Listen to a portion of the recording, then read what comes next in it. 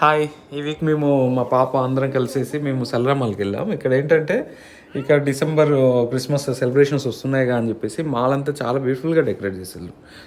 Seriously ఇదేంటంటే చాలా అట్రాక్టివ్‌గా ఉంది. ఇంకా నైట్ వచ్చుంటే ఇంకా బాగుండేదేమో అనుకున్నాం మేము.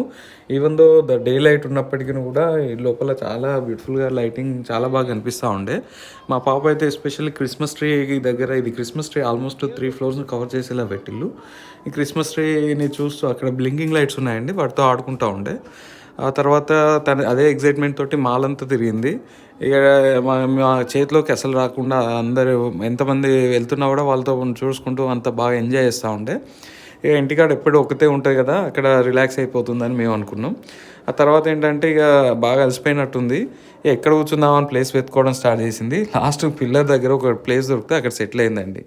కానీ లైటింగ్ కానీ క్రిస్మస్ ట్రీ దగ్గర మా పాప ఆడుకోవడం బాగుంది.